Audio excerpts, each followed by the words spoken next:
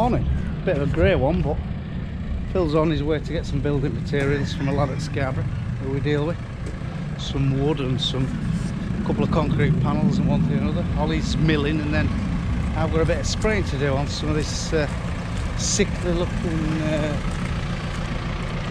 wheat. So she looks terrible. There's spray. It's been tucked under the shed and got covered in dust.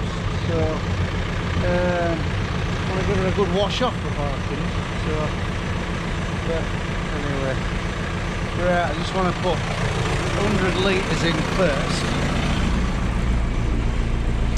before I go to test everything. Make sure there's no frost damage before I get loaded up. Yeah, I just want 200 litres in while I'm washing out, and I always put it through this thing. It's called a flow pony. And flush all these out as well. You know, so everything gets a good flush round. Always wear one of these and gloves as well. I talked to one of the Neurosa test meetings, whatever, where you get 10 points for. And yeah, talking to this lad, he says, oh, I never wear this, never wear that, never wear gloves, you know, I won't bother with bloody stuff we're messing with. You know, it's bad shit. So I think a fool would handle the bloody stuff, you know. It all says may cause cancer or carcinogenic, I think they call it. So right, I'll go clean out. What are you riding for? What have you done? Hey? Done something, that dog. And yeah, you know when you're guilty. Walking across a field of wheat just near its farm, workshop there. And it's suffering terrible with manganese. Just these light, high patches. Probably because we didn't roll it. Maybe should have rolled this one actually. And frost has lifted it up a bit as well. Yeah, what we'll do, weather will let us, and it's dry enough to travel actually. If we can get it this week, I might just do some higher patches with some manganese and try and sort of pep them up a bit for what it costs. I'll see what our man says, our agronomist says, but no, it's bringing back memories walking across this field. You can still see actually where pens were. We had well, most we ever had was 2,800 outdoor pigs outside. And God, them lads, well, we did it for 5 or 6 years. And I don't know, anybody working without pigs outside, heartbreaking when it's wet. I mean, as I say, we did it for 5 or 6 years, and when it's wet, Christ, with the straw we used and manpower, and it was just disheartening. So we packed in about 2 years ago. And I mean, not because we're shy of work, just because bloody hell it was heartbreaking. You know, we used to sometimes listen to it rain on a Saturday night. I think, you know what's to come on Sunday morning, all to bed up, digging feeders out, oh God. Anyway, there was one, be about 18 months back when we packed in, there was one Saturday night it pissed down. And I came out and I was on my own, and I thought that everything was underwater, feeders, oh, it was unbelievable. One of them nights where there'd been an inch half of rain, it was just a nightmare. Straw was dear, and then I had to bed them up and sort everything out. And anyway, next day rung the company and said that's it for me, this is the last batch of pigs I'm doing. So but you can still see the areas actually where the pig arcs were. We used to have them in lines, and then get rid of them. They used to come in about 3 week old. 3 week old and go out about, I think we had them 9 weeks, 12 weeks. And so they went out at 12 weeks old, went to farms to get fattened. And then we used to move everything over a bit. And then when we got opportunity in some dry weather, level it all out. Sometimes put a crop in it. You know, put some barley in it and mow it or something like that, just to get that structure back. And we used to go right along and then move back. So, but no, hard work. Most of the field looks good though, to be honest. There's just these yellow patches, especially here. I don't know why here. So yeah.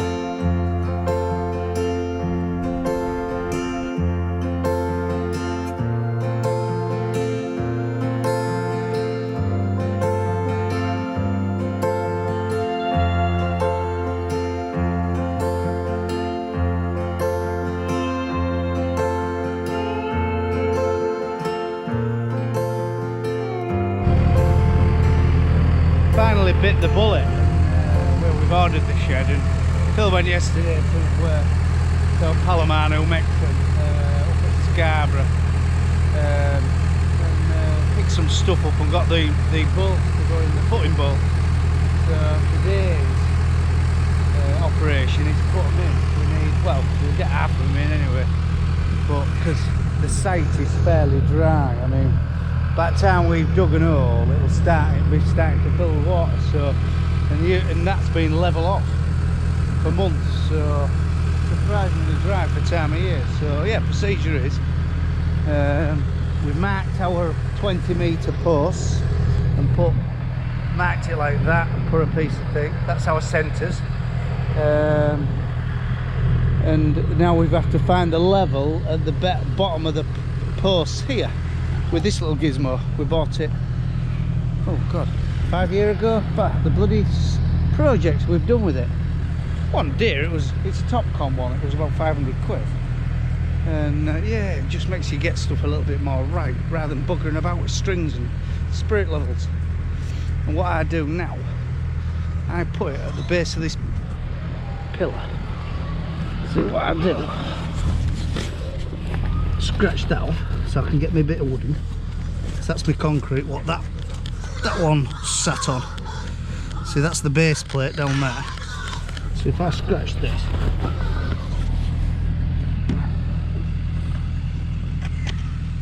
so you can see the line of sight, and then hang on, you don't. Can you see? Switch it on first, that'll help, won't it?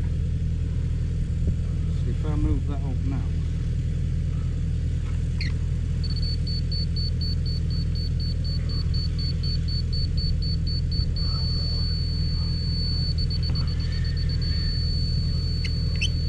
see, that's got me level to that. So I know now, when we fill our holes with concrete, we have to put that on the top of the concrete and it beep, beep, beep, beep like that. So I'll just go to the next one, what I did. As long as I've got a line of sight here as well. I'll see if that one.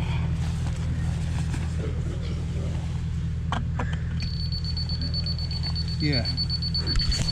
You see what that arrow's telling us now is we're within the millimetre. You know, another millimetre, 2 millimetre down, it'll beep, beep, beep, beep. So that's our level. So what we need to do now is, oh gosh, some are going to be very high.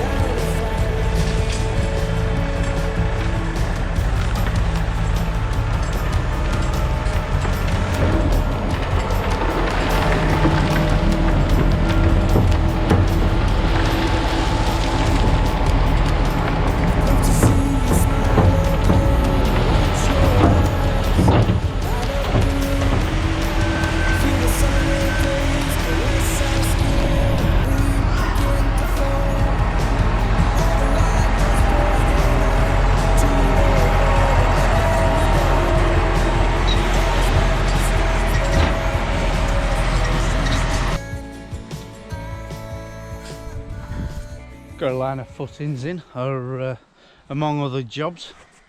It's always a bit of a worry when you start, you know, because this is very important to get the rest of it right. But some of them we've had to shutter up and do all sorts to get right height. We ought to have had more chalk in really, but like I said, bloody strange for time of year you can dig holes on this type of land. So yeah.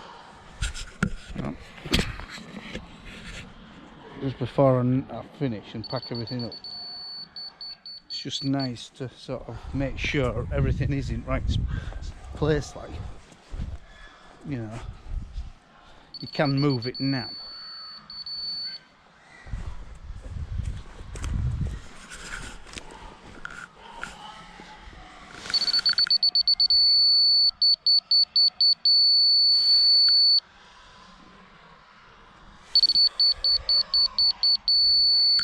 See, that's 10, well, 7 or 8 mil out, but just put some steel under its leg.